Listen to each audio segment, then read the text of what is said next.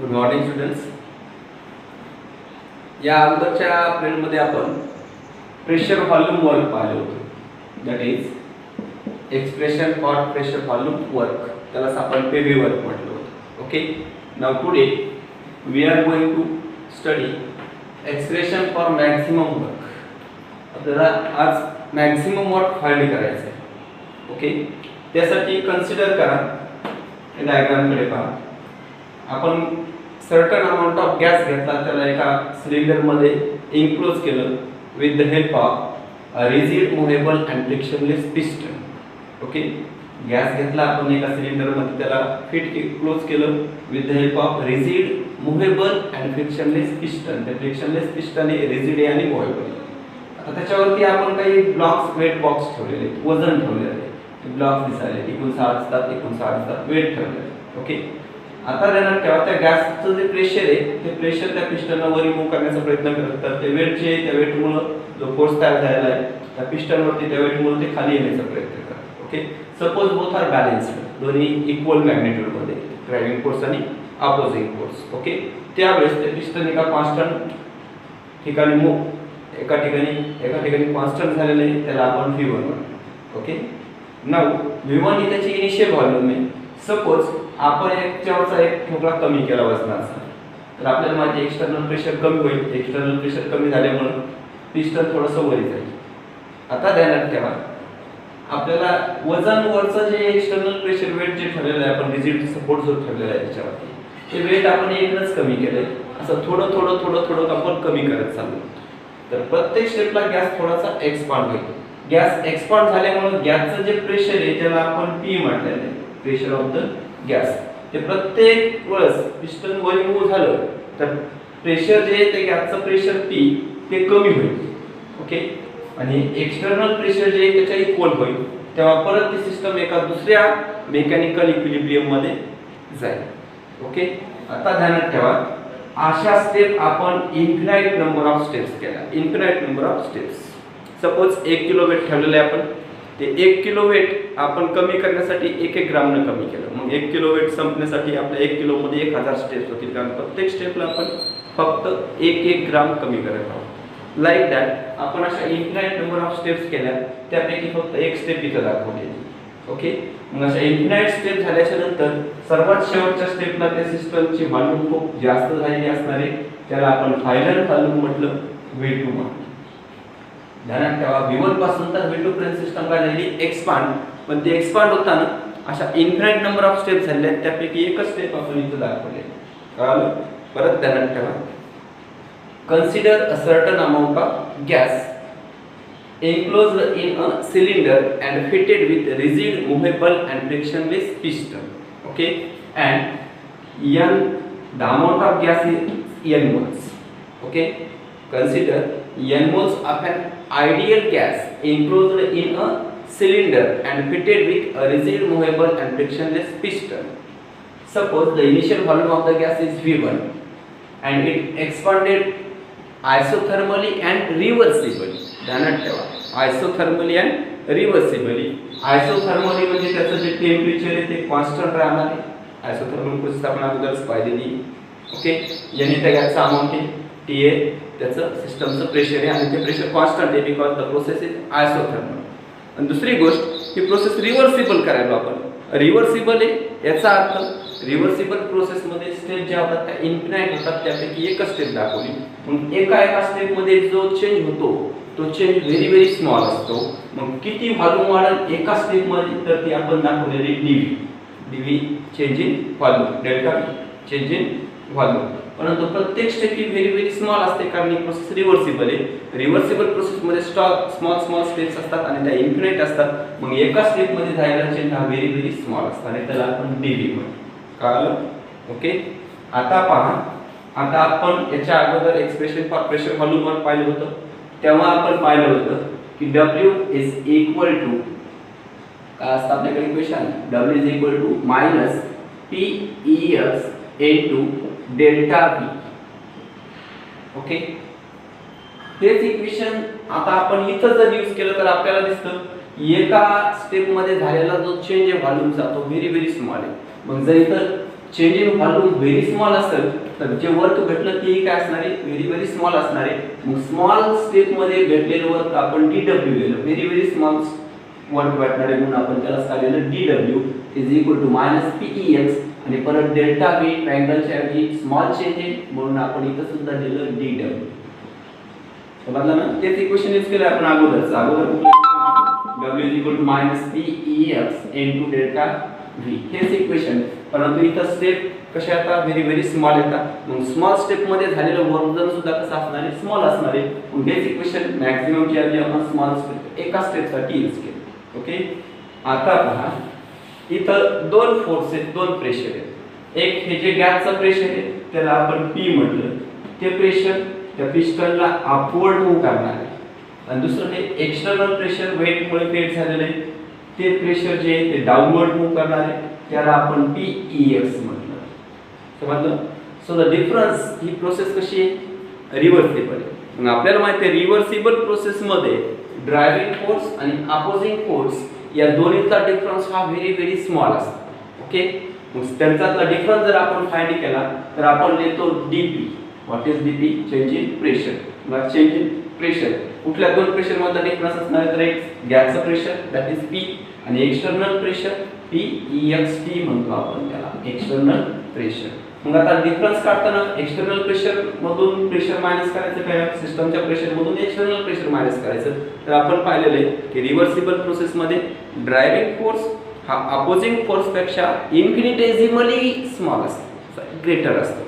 इन्फिनिटेसिमली म्हणजे very small quantity मध्ये काय असतो, ग्रेटर असतो. मग आपल्याला माहिती आहे the driving force that is the pressure of the gas is infinitesimally greater than the PEXT external pressure. It is the condition of reversible process. He reversible process ची condition आपल्याला माहिती आहे. ओके, ड्रायव्हिंग फोर्स हा opposing force पेक्षा very small quantity मध्ये greater असतो, त्याला आपण इन्फिनिटेसिमल म्हणतो. म्हणून आता या ठिकाणी पहा आपल्याला डीपी म्हणजे काय, तर चेंज इन प्रेशर. तो चेंज इन प्रेशर जो आहे तो आपण फाइंड करताना काय करायचो, P मायनस PEXT. सिस्टमच्या प्रेशर मधून एक्सटर्नल प्रेशर काय केलं आपण मायनस, त्या दोन्हीतला जो डिफरन्स आहे तोच काय असणार आहे, चेंज इन प्रेशर. समजलं? मग याला जर आपण परत रिअरेंज केलं या इक्वेशनला, therefore we can write PEXT external pressure is equal to, इकडे आणा डीपी इकडे पाठवा, काय होईल P मायनस डीपी. समजलं ना? हे पहा काय यूज केला आपण, डीपी म्हणजे काय, चेंज इन प्रेशर. मग आपण कुठल्या दोन प्रेशर मधला डिफरन्स पाहिलं, गॅसचं जे प्रेशर आहे त्याला आपण पी म्हटलं, हे जे एक्सटर्नल प्रेशर आहे त्याला आपण काय म्हणतो, पीईएक्सटी एक्सटर्नल प्रेशर. तर रिव्हर्सिबल प्रोसेस मध्ये ड्रायव्हिंग फोर्स हा अपोजिंग फोर्स पेक्षा व्हेरी स्मॉल क्वांटिटी मध्ये काय असतो, ग्रेटर, त्याला आपण इन्फिनिटेसिमली ग्रेटर म्हणतो. मग प्रेशर गॅसचं काय असणार आहे, जास्त, म्हणूनच ती सिस्टम काय होत आहे, एक्सपांड होत आहे इन स्मॉल स्टेप्स. ओके, मग आपण या गॅसच्या प्रेशर जे सिस्टमचं प्रेशर त्या प्रेशर मधून एक्सटर्नल प्रेशर काय केलं, मायनस केलं, तर आपल्याला भेटणार आहे change in pressure that is DP. So therefore DP is equal to P minus PEXT. Therefore आपण काय केलं, PEXT is equal to P minus DP. याला आपण इक्वेशन 1 नंबर म्हटलं, याला इक्वेशन 2 म्हटलं. Okay, now put the value of equation 2 in equation 1. Therefore पहा equation external pressure PEXT ची व्हॅल्यू आपण इथे पुट करायची. Therefore dW is equal sign काय तर मायनस ॲज इट इज घेतला होता, PEXT ची व्हॅल्यू काय आलेली, P मायनस DP. ध्यानात ठेवा P मायनस DP म्हणजे काय ठेवली आपण, एक्सटर्नल प्रेशरची व्हॅल्यू. साइन काय तर मायनसला मायनस ॲज इट इज घेतला आपण, PEXT ची व्हॅल्यू जी आलेली P मायनस DP ती पुट केली, इनटू परत काय झालं, तर dV होता स्मॉल चेंज इनटू dV. कळलं? ओके, आता याला सॉल्व करून घ्या, dV ने या ब्रॅकेटला मल्टिप्लाय करा. Therefore dW is equal to minus P into dV, minus P into dV, minus minus plus होईल, dP इनटू dV. आता ध्यानात ठेवा हे dP इंटू dV प्रोडक्ट जे आहे ते काय इंडिकेट करतं, डीपी म्हणजे काय, very very small change in pressure, DV म्हणजे very very small change in volume. हे दोन्ही स्मॉल आहेत, दोन्ही नंबर इन्फिनिटेसिमली आहेत म्हणजे व्हेरी व्हेरी स्मॉल आहे. मग दोन नंबर अगोदरच स्मॉल असतील तर त्यांचं प्रोडक्ट हे त्याच्याही पेक्षा स्मॉल असणार आहे. एक्झाम्पल पहा, जर आपण 0.1 ला 0.1 लाच मल्टिप्लाय केलं काय भेटेल आपल्याला, इज इक्वल टू 0.001 मायनस होईल ना ते. म्हणजे जर दोन्ही नंबर स्मॉल असतील तर त्यांचं प्रोडक्ट हे त्यांच्यापेक्षा काय असणार आहे, स्मॉल असणार आहे. लाईक दॅट हे दोन्ही नंबर व्हेरी व्हेरी स्मॉल आहेत, त्यांचं प्रोडक्ट हे त्यांच्यापेक्षा काय असणार आहे, स्मॉल असणार आहे. देअरफॉर बाय निग्लेक्टिंग, आपण निग्लेक्ट केलं, by neglecting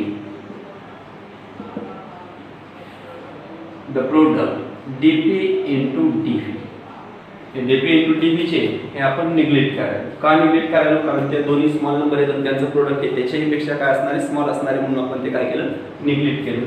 we can write dw is equal to minus p into dv. समजलं बरं, dp into dv हे जे प्रोडक्ट आहे हे व्हेरी व्हेरी स्मॉल असणार आहे, म्हणून आपण ते काय केलं, निग्लेक्ट केलं. dp into dv तर आपल्याला भेटलं w is equal to minus p into dv. Okay, कळलं. आता या इक्वेशनला आपण जर केअरफुली रीड केलं तर dw मध्ये स्मॉल वर्क भेटायला.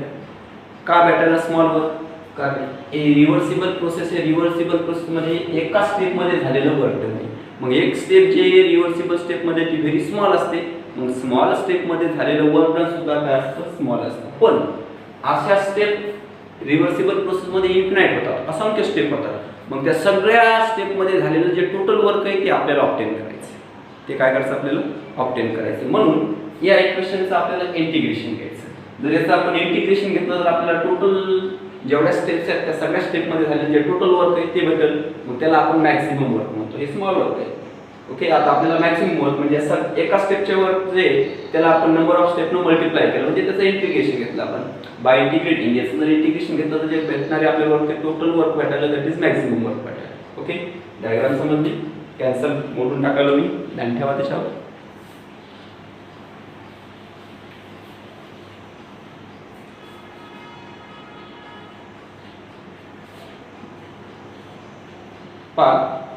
या इक्वेशनचं आपल्याला इंटिग्रेशन घ्यायचं by taking the integration of the equation between the limits of initial state and final state.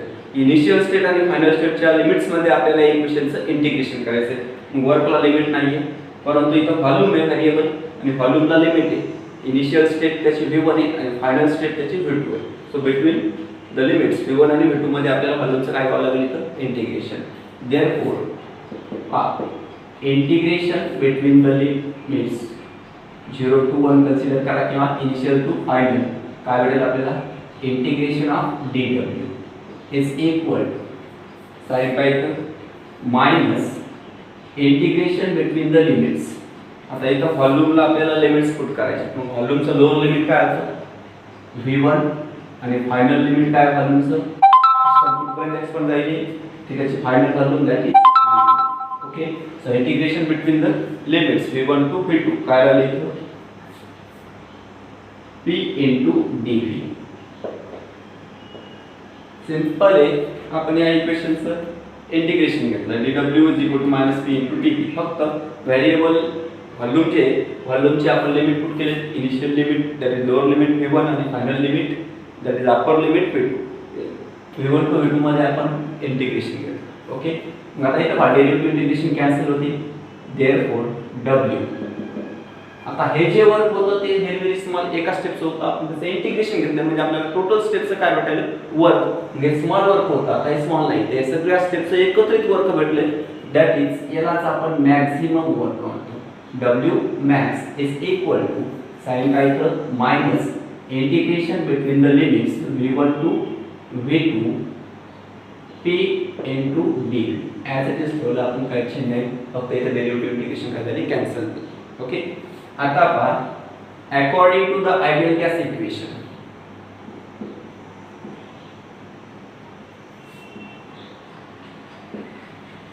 Ideal gas equation आपल्याला यूज करायचं. Okay, so according to the ideal gas equation we can write PV is equal to nRT.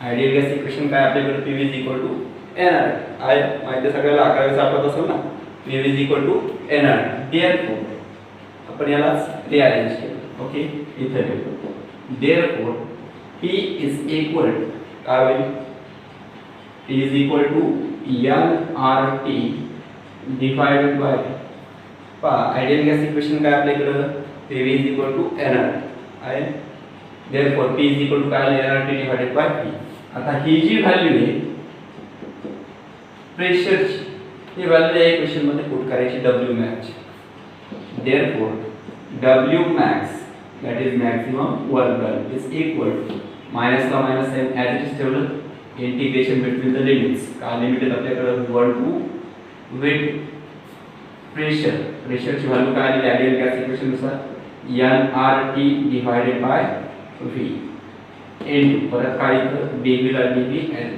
आहे आपण असे लिहू शकतो nRT divided by V into dV म्हणजे आपण याला शॉर्ट मध्ये असे याही फॉर्म मध्ये लिहू शकतो nRT dV upon V हेच nRT divided by V into dV समजलं ओके आता ध्यानात ठेवा इथं जर पाहिलं आपण तर या इक्वेशनला आपण हे n r आणि t या तीनवर कॉन्सन्ट्रेशन करा n म्हणजे काय होतं number of moles that is amount of gas system गॅसचं amount that is number of moles तर गॅस फक्त एक्सपांड झालाय गॅसची व्हॉल्यूम वाढलेली पण जेवढा गॅस आहे तेवढाच आहे ना गॅस वाढला नाही so n is constant number of moles of gas काय तेवढाच आहे गॅस कमी झालेला नाही गॅस जास्तही झालेला नाही फक्त गॅसची व्हॉल्यूम वाढलेली अमाउंट वाढलं का नाहीये म्हणजे n काय कॉन्स्टंट r सुद्धा काय गॅस कॉन्स्टंट 8.11 त्याची व्हॅल्यू माहिती आपल्याला r इज गॅस कॉन्स्टंट ती सुद्धा काय कॉन्स्टंट आणि प्रोसेस कशी होती आपली आयसोथर्मल अँड रिव्हर्सिबल मग आयसोथर्मल प्रोसेस आहे म्हणजे टी सुद्धा काय कॉन्स्टंट आहे मग या इक्वेशन मध्ये n r आणि t तिन्ही कॉन्स्टंट आहेत हे तिन्ही काय तर कॉन्स्टंट आहेत म्हणून आपण ते इंटिग्रेशनच्या बाहेर घेतो therefore w max is equal to minus nRT integration between the limits v1 to v2 करायला होते nRT ब्रॅकेट आपण इंटिग्रेशनचे काय घेतलं बाहेर घेतलं कारण तिन्ही काय ते कॉन्स्टंट आहेत तर राहिलं काय तर फक्त dv upon v काय चेंज केला कळालं n r आणि t हे तिन्ही कॉन्स्टंट आहेत टेम्परेचर कशामुळे कॉन्स्टंट आहे because isothermal process r already constant आहे गॅस कॉन्स्टंट आणि नंबर ऑफ मोल्स n हे कॉन्स्टंट आहे चेंज झालेले नाहीये so n r t all are constants so we take out of the integration okay म्हणून इंटिग्रेशनचे आपण ते बाहेर घेतलं तर w max is equal to minus nRT integration between the limits v1 to v2 dv upon v इथपर्यंत म्हटलं त्याला परत आपण जर सॉल्व केलं तर पहा आपल्याला इंटिग्रेशन उडून टाकायचं therefore ओके इथपर्यंत समजलं तुम्हाला बोर्ड संपला आपला कंटिन्यू करू आपण हे झालेलं आहे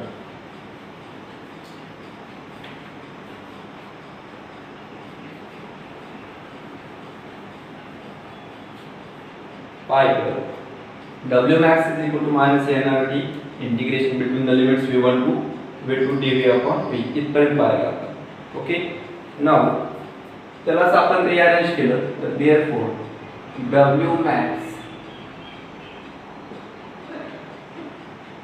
is equal to minus nRT integration आपण जर उडून टाकलं तर तिथे आपण लिहू शकतो natural log of v between the limits variable व्हॉल्यूमचं लिमिट काय होतं initial volume v1 to the final volume समजलं असेल ना लॉगचे फॉर्म्युले माहित आहेत ना इंटिग्रेशन जर आपण डेरिव्हेटिव्ह इंटिग्रेशन कॅन्सल केलं परंतु जे व्हेरिएबल आहे त्याचे लिमिट्स पुट केले आपण ओके आता पहा याला परत रिअरेंज केलं आपण या फॉर्म मध्ये लिहू शकतो W max is equal to minus nRT natural log of v2 minus natural log of v1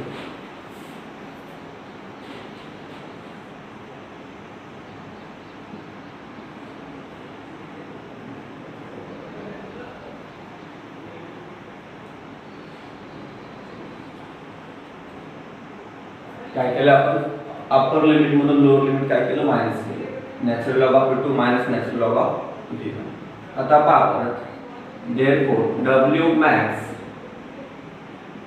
is equal to minus nRT as it is ठेवलं आपण याला या फॉर्म मध्ये natural log of V2 upon V1 समजलं असं नाही काय केलं आपण तर सिंपली पहा V2 upon V1 असेल तर काय करतो आपण log V2 minus log V1 त्याचे इथे log V2 minus log V1 त्याला आपण natural log V2 upon V1 okay आता या ठिकाणी पहा नॅचरल लॉग नॅचरल लॉग ज्याला असतो मॅथमॅटिक्स मध्ये आपण log e सुद्धा म्हणतो log e किंवा त्याला काय म्हणतो आपण नॅचरल लॉग जर या नॅचरल लॉगला आपल्याला बेस 10 मध्ये कन्वर्ट करायचं असेल तर आपण त्या इक्वेशनला W max is equal to minus the minus as it is 2.303 ने मल्टीप्लाय करू आणि तेव्हा 2.303 काय घेतलं आपण या नॅचरल लॉगला आपल्याला कशामध्ये कन्वर्ट करायचं बेस 10 मध्ये ओके नॅचरल लॉगला जेव्हा बेस 10 मध्ये कन्वर्ट करायचंय